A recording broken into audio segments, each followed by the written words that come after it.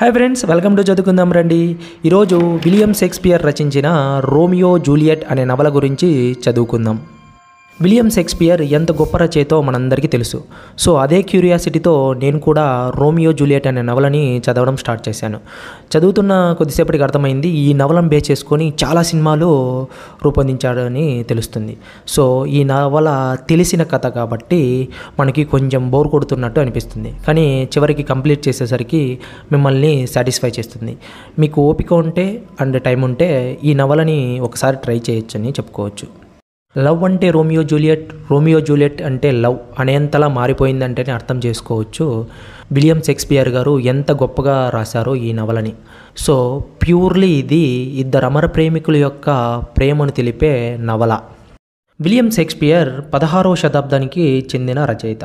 So అప్పటి పరిస్థితులను బట్టి అంటే రాజ్యాలు రాచరికాలు అలా ఆ కాలాన్ని బట్టి ఈ నవల ఉంటుంది. కొంచెం దృష్టిలో ఉంచుకోగలరు ఈ విషయాన్ని. ఈ నవల గురించి తెలుసుకునే ముందు ఈ నవలలో కొన్ని ముఖ్యమైన పాత్రల గురించి పరిచయం చేసుకోవాల్సిన అవసరం ఉంది. సో ముందుగా ప్రభువు, రాజు లేదా ఆ ఊరి యొక్క పెద్ద. మాంటెంగు, క్యాప్లెట్ పరస్పర శత్రువులైన రెండు కుటుంబాల యజమానులు వీరు. రోమియో జూలియట్, మాంటెంగు యొక్క కుమారుడే రోమియో, క్యాప్లెట్ యొక్క కుమార్తె జూలియట్. ఇద్దరు పరస్పర శత్రువులైన వీళ్ళ సంతానమే రోమియో జూలియట్, అమర ప్రేమికులు వీళ్ళు. రోమియో యొక్క ఫ్రెండే మెర్క్యూషియో, ఇతను ప్రభు యొక్క బంధువు. అలాగే టైబాల్ట్, ఇతను క్యాప్లెట్ యొక్క అన్న కుమారుడు, జూలియట్కి అన్న అవుతాడు. ప్యారిస్, జూలియట్ని పెళ్లి చేసుకోవాలనుకునే వ్యక్తి, ఇతను ప్రభువుకి బంధువు అవుతాడు. అలాగే ఫ్రాయర్ లారెన్స్, ఇతను ఫ్రాన్సిస్కన్ అంటే చర్చిలో ఉంటారు కదా అతను. ఇక నవలలోకి వెళ్తే మాంటెంగ్ కుటుంబానికి క్యాప్లెట్ కుటుంబానికి ముందు నుంచి కూడా గొడవలు జరుగుతూ ఉంటాయి. వీళ్ళు ఎప్పుడు పరస్పరం గొడవలు పడుతూనే ఉంటారు. ప్రభువు వీటిని సర్ది చెప్పుతూ నచ్చజెప్పుతూ పంపిస్తూ ఉంటాడు.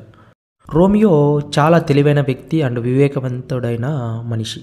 జూలియట్ చాలా అందమైన అమ్మాయి. ప్యారిస్ జూలియట్ని పెళ్లి చేసుకోవాలనుకుంటుంటాడు. అదే విషయాన్ని క్యాప్లెట్కి కూడా చెప్తాడు. క్యాప్లెట్కి కూడా ప్యారిస్కి ఇచ్చి చేయడము చాలా ఇష్టపడుతూ ఉంటాడు.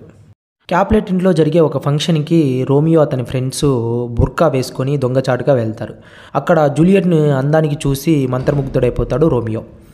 అలా ఆ క్షణమే రోమియో లవ్లో పడ్డము, ఆమెను వెంటనే ముద్దు పెట్టుకోవడము జరుగుతుంది.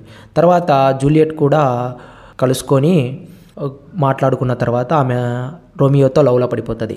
అలా కొద్ది రోజుల తర్వాత చర్చిలో ఉండే ఫ్రాన్సిస్కన్ ఫ్రాయర్ లారెన్స్ సహాయంతో దొంగ పెళ్లి చేసుకుంటారు రోమియో జూలియట్. ఈ పెళ్లి విషయము రోమియోకి, జూలియట్కి, ఫ్రాయర్ లారెన్స్కి అండ్ జూలియట్ యొక్క దాదికి మాత్రమే తెలుసు. పెళ్లి తర్వాత రోమియో జూలియట్ ఎవరింటికి వారు వెళ్ళిపోతారు. అదే రోజు రోమియోను అతని ఫ్రెండు అలా నడుచుకొని వెళ్తూ ఉంటే టైబాల్ట్ వాళ్ళకి ఎదురుపడి రోమియోని అసభ్యకరమైన పదాలతో బూతులు తిడుతూ ఉంటాడు. రోమియో వాటన్నిటినీ నోచుకొని సహనంగా ఉంటాడు. కానీ మెర్క్యూషియోకి ఎనలేని కోపంతో ఆవేశంతో గొడవకు దిగుతాడు. టైబాల్ట్, మెర్క్యూషియో ఇద్దరు కత్తులు దూసుకుంటూ ఉంటారు. కానీ రోమియో వాళ్ళిద్దరికీ నచ్చజెప్పడానికి ప్రయత్నిస్తూ వాళ్ళ గొడవని పడకుండా ఆపడానికి ట్రై చేస్తూ ఉంటాడు. టైబాల్ట్ రోమియో చేతులు కింద నుండి పోనిచ్చి మెర్క్యూషియోని పొడి చేస్తాడు. ఆ గాయానికి మెర్క్యూషియో చనిపోతాడు. టైబాల్ట్ అక్కడి నుంచి పారిపోతాడు. రోమియో ఇదంతటికీ బాధపడుతూ ఉంటాడు. తను ప్రేమ వల్ల సహనంగా ఉన్నందుకు, తన ఫ్రెండ్ను కోల్పోయినందుకు. అంతలో టైబాల్ట్ మరి తిరిగి వస్తాడు. ఆవేశంతో రోమియో టైబాల్ట్ని గొడవ పడుతూ ఉంటారు. రోమియో టైబాల్ట్ను చంపేస్తాడు. రోమియో అక్కడి నుంచి పారిపోతాడు. తర్వాత జనాలందరూ వచ్చేస్తారు. ప్రభు కూడా వస్తాడు. జరిగిన సన్నివేశాన్ని అందరూ వివరించేసరికి రోమియోని నగరం నుంచి బహిష్కరించబడతాడు. జరిగిన దానికందరికీ జూలియట్ చాలా దుఃఖిస్తూ ఉంటుంది. ఒక సైడు అన్నను కోల్పోయినందుకు, మరో సైడు తన భర్త నగరానికి బహిష్కరించబడినందుకు. ఇది ఇలా ఉండగా ప్యారిస్ క్యాప్లెట్ మీద ఒత్తిడి చేయడం జరుగుతుంది. జూలియట్ని ఇలాగే వదిలేస్తే తను ఏడ్చి మనకు దక్కకుండా పోతుంది, సో నాకు ఇచ్చి పెళ్లి చేయమని ప్యారిస్ తన మీద ఒత్తిడి చేయడం జరుగుతూ ఉంటుంది. క్యాప్లెట్ కూడా ఒక వారంలోనే పెళ్ళికి సిద్ధం చేస్తాడు. జూలియట్కి ఈ పెళ్లి ఇష్టం లేదని తండ్రితో కరాఖండిగా చెప్పేస్తుంది.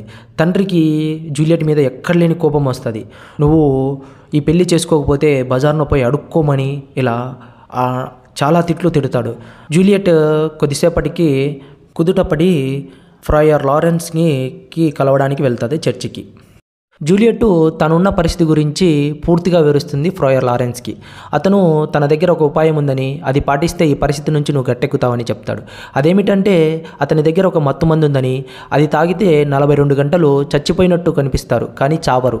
సో ఇది తాగి ఈ పరిస్థితి నుంచి నువ్వు బయటపడు అని చెప్తాడు. నువ్వు తర్వాత నిన్ను శ్మశానంలో పూడ్చిపెట్టడము, తర్వాత నేను రోమియో కలిసి నిన్ను బయటికి తీసుకురావడము, తర్వాత మీరిద్దరు కలిసి బయటికి వెళ్ళి ఎక్కడైనా హాయిగా బతకండి అని ఆ ఉపాయం చెప్తాడు.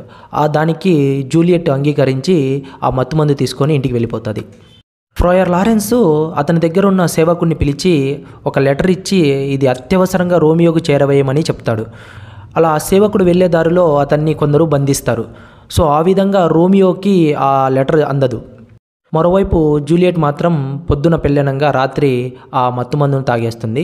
చనిపోయినట్టుగా అనిపిస్తుంది అందరికీ. తర్వాత జూలియట్ శవాన్ని శ్మశానంలో బోర్డు చేస్తారు. ఈ విషయాన్ని గమనించి రోమియోకి రహస్యాలు మోచే ఒక వ్యక్తి రోమియోకి ఈ విషయాన్ని చేరవేస్తాడు, జూలియట్ చనిపోయిందనేసి. ఆ విషయం తెలుసుకొని రోమియో దగ్గరలో ఉన్న మందుల షాపులకు వెళ్ళేసి అతని దగ్గర ఉన్న డబ్బులంతా ఇచ్చేసి ఒక విషయాన్ని కొనుక్కొని వస్తాడు. అది తాగిన వెంటనే అది చనిపోయేంత పవర్ఫుల్ దీమని చెప్తాడు రోమియో. రోమియో ఆ విషయాన్ని తీసుకొని జూలియట్ యొక్క సమాధి వైపు వెళ్తూ ఉంటాడు. మరోవైపు బంధించబడిన సేవకుడు విడుదలయ్యి ఫ్రాయర్ లారెన్స్కి చెప్తాడు, నేను ఈ రోమియోకి లెటర్ ఇవ్వలేకపోయినందుకు అనేసి. సో పరుగున ఫ్రాయర్ లారెన్స్ జూలియట్ యొక్క సమాధి వైపు వస్తూ ఉంటారు. ప్యారిసు జూలియట్ యొక్క సమాధి పైన పూలు చల్లేసి ఒక సేవకుణ్ణి కాపలాగా పెట్టి కొంచెం దూరంలో వెళ్ళి అక్కడ కూర్చొని ఉంటాడు. రోమియో జూలియట్ యొక్క సమాధి మీద పడి రోదిస్తూ దుఃఖిస్తూ ఆ విషాన్ని తాగేస్తాడు. అంతలో జూలియట్కి స్పృహ వస్తూ ఉంటుంది. ఫ్రాయర్ లారెన్స్ అప్పటికే అక్కడికి చేరుకుంటాడు. ఫ్రాయర్ లారెన్స్ సహాయంతో జూలియట్ బయటికి వస్తుంది. అక్కడ పడి ఉన్న రోమియోని చూసి రోదిస్తూ దగ్గరలో ఉన్న ఒక కత్తిని తీసుకొని జూలియట్ కూడా పొడుచుకొని చనిపోతుంది. ఈ విధంగా ఒకరి కోసం ఒకరు ప్రాణత్యాగం చేసుకున్న అమర ప్రేమికులు రోమియో జూలియట్. సో మీకు కానీ నవలలు చదివే అలవాటు ఉంటే ఈ నవలని ఒకసారి ట్రై చేయొచ్చు. Thanks for watching. Keep smiling.